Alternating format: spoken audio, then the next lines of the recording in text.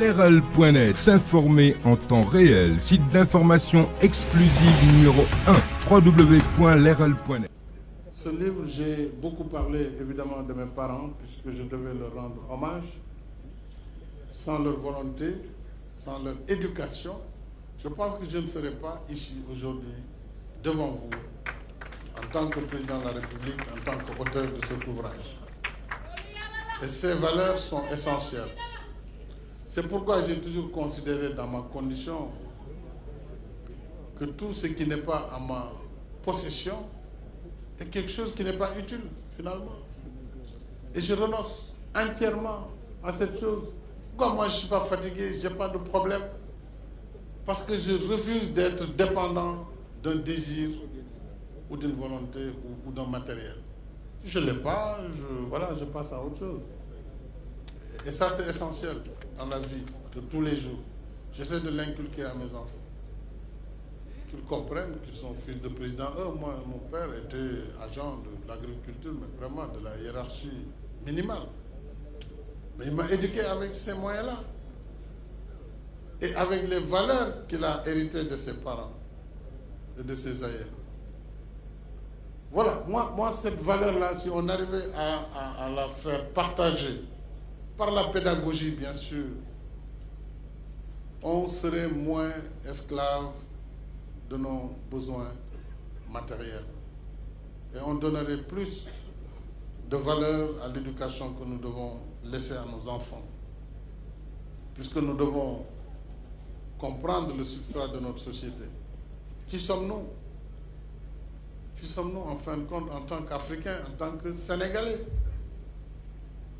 Et comment devons-nous évoluer dans ce monde aujourd'hui global? Et les Asiatiques ont réussi quand même quelque chose de fondamental. Ils ont apprivoisé le développement, ils ont gardé jalousement quand même leur culture, même si elle est assez secouée aussi, il faut dire, par la mondialisation. Mais il y a encore cette résistance dans la conservation des valeurs de chacun.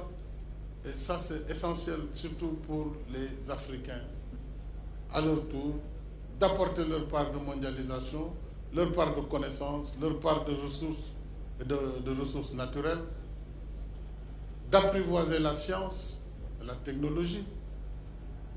Et l'Afrique noire, d'ailleurs, a apporté une grande contribution dans le développement de toutes ces sciences, que ce soit la chimie, les mathématiques, la physique.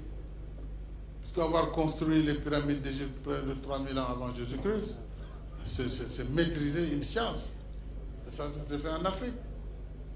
Donc, nous devons quand même faire le retour faire un peu d'introspection et savoir aussi, c'est pas parce que nous sommes aujourd'hui des pays dits sous-développés que nous devons raser les murs devant les autres. Voilà le combat.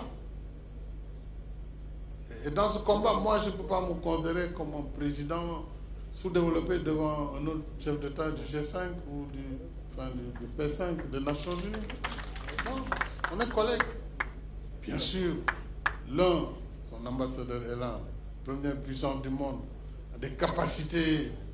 Quand j'ai reçu Barack Obama, on allait à Gorée avec la Signare. Elle avait plus de 30 ans, je crois. C'est depuis le Ousmane Tanor qu'elle a été fabriquée. Mais la Signare, elle ramait, on est resté 35 minutes Dakar-Gorée. Une fois, il regardait, je dis, I'm sorry, Mr. President, I don't have a US Navy here. Non? Moi, c'est ça que j'ai, cette petite barque-là.